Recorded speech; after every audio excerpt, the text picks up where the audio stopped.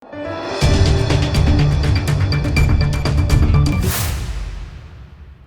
દર્શક મિત્રો, આપ જોઈ રહ્યા છો લોકમૈત્રી ન્યૂઝ. હું છું એન્કર અર્પિતા પટેલ. હવે છું અગત્યના સમાચાર.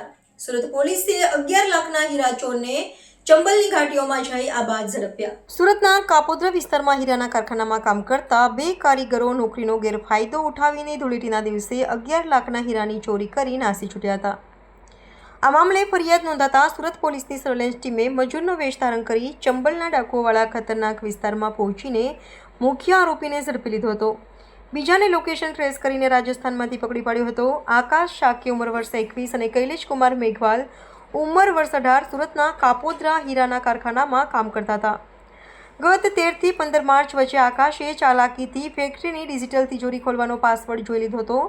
ધૂળેટીના દિવસે ડિજિટલ લોકરમાં મૂકેલા 11 લાખના હીરા પાસવર્ડ નાખી ચોરી કરી ફરાર થઈ ગયા હતા. અંગે ફરિયાદ નોંધાતા તપાસ દરમિયાન પોલીસને ખબર પડી કે મુખ્ય આરોપી આકાશ શાક્ય મધ્યપ્રદેશના ભીંડ જિલ્લામાં જ્યારે સહ આરોપી કૈલાશ કુમાર રાજસ્થાનના સિરોહી જિલ્લામાં છુપાયો હતો. ભીંડ જિલ્લો એ ચંબલની ઘાટીઓ તરીકે સંવેદનશીલ વિસ્તાર છે, જ્યાં અગાઉ ખુખાર ડાકુઓનું રાજ હતું. હજુ પણ ભૌગોલિક દ્રષ્ટિએ આ વિસ્તાર ખૂબ જ દુર્ગમ છે અને જોખમી પણ એટલો જ છે. આ કેસની ગંભીરતા સાથે લઈ સુરત પોલીસની સર્વેલન્સ ટીમે એક છુપો પ્લાન બનાવ્યો હતો. પહેલાં મજૂરની જેમ વેશ બદલ્યો હતો, પછી ટેકનિકલ સૂત્રોની મદદથી લોકેશન ટ્રેસ કર્યું અને હ્યુમન સોર્સિસના મદદથી રેકી કરવામાં આવી હતી. તક મળતાની સાથે જ પોલીસે ટીમ આકાશ શાક્ય નામના મુખ્ય આરોપીને પકડી પાડ્યો હતો. પોલીસ ઇન્સ્પેક્ટર MB ઓસુરાએ જણાવ્યું હતું કે આકાશ શાક્યની પૂછપરછમાં તેની સાથે રહેલા કૈલાશ કુમાર મેઘવાલના રાજસ્થાનમાં હોવાની માહિતી મળી. પોલીસે તરત જ સિરોહી જિલ્લામાં લોકેશન ટ્રેસ કરીને રેકી કરી અને કૈલાશ કુમાર મેઘવાલને પણ ઝડપી પાડ્યો હતો.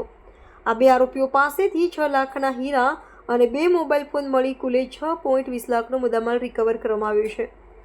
રિપોર્ટર સુનિલ ગાંજાવાલા, સુરત. ગઈ હોળી ધૂળેટીના તહેવાર નિમિત્તે તારીખ 13 થી 15 વચ્ચે જ્યારે હીરાના કારખાનાઓમાં રજા હોય છે અને જે હીરાના રત્ન કલાકારો હોય છે એને પણ રજા હોય છે, એ દરમિયાન કાપોદ્રા પોલીસ સ્ટેશન વિસ્તારમાં આવેલ સ્નેહ મુદ્રા વિસ્તારમાં ખાતા નંબર 63માં જ્યારે આ કારખાનું બંધ હોય તો એની તિજોરી ખોલી અને આશરે 11.5 લાખના હીરાની ચોરી થયેલાનું માલુમ પડેલું અને 16 તારીખે ફરિયાદીશ્રીએ કાપોદ્રા પોલીસ સ્ટેશને ફરિયાદ નોંધાવેલી. જ્યારે આ બનાવમાં આશ્ચર્યજનક વાત એ હતી કે આ તિજોરી તોડવામાં નથી આવેલી. આ તિજોરી નંબરિંગવાળી હતી, જેમાં લોક ખોલવા માટે ડિજિટલ નંબરનો ઉપયોગ થતો હોય. એ નંબરની પણ કોઈ ચોરી કરેલી હોય અને તિજોરી ખોલેલી હોય એ પ્રકારની આ ચોરી હતી.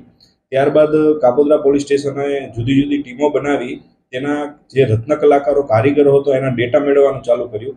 એમાંથી એક કારીગર, જે કારીગર આકાશસિંહ દેવસિંહ શાક્ય નામનો કારીગર પોતે આ બનાવના આગલા દિવસથી ગુમ હતો અને પોતે ભીંડ વિસ્તારનો, બિહડ વિસ્તારનો, ચંબલ વિસ્તારનો મધ્યપ્રદેશનો રહેવાસી હોય. એનો મોબાઈલ નંબર પણ બંધ હતો. ત્યારબાદ એના એક અલગ મોબાઈલ નંબર મળી આવતા ભીંડ વિસ્તારમાં એક સર્વેલન્સની ટીમ PSI પિંજર તથા દામજીભાઈ અને સંજયભાઈ હેડ કોન્સ્ટેબલોને મોકલવામાં આવેલા અને ત્યાં આગળ 2-3 દિવસ રેકી કરતા એ વ્યક્તિ 2-3 દિવસથી આ હીરાની ચોરી કરીને ત્યાં જ રહેતો હોય એને રેકી કરી અને ત્યાં પકડી લેવામાં આવેલો. ત્યારબાદ એના દ્વારા માલુમ પડવામાં આવેલ કે આ ચોરીમાં અન્ય પણ એક આરોપી કૈલાશ કુમાર, જે સિહોરી રાજસ્થાનનો રહેવાસી હોય, તેણે પણ આ ચોરીમાં એની મદદગારી કરેલી હોય અને અડધો મુદ્દામાલ તેની પાસે હોય. જેથી ભીંડ વિસ્તારમાંથી એ પ્રથમ આરોપીને પકડી અને રાજસ્થાન ખાતે તપાસમાં ગયેલા અને રાજસ્થાન ખાતેથી બીજા આરોપીને પકડી અને 11 લાખમાંથી 6.5 લાખનો મુદ્દામાલ રિકવર કરેલો છે. અન્ય મુદ્દામાલ તેણે સુરતમાં જે જગ્યાએ વેચ્યો છે ત્યાંથી રિકવર કરવાની પ્રક્રિયા હાલ ચાલુ છે. લોકમૈત્રી ન્યૂઝ સાથે જોડાયેલા રહેવા અમારા YouTube ચેનલને સબસ્ક્રાઇબ કરી ફેસબુક અને Instagram પેજને લાઇક અને શેર કરો.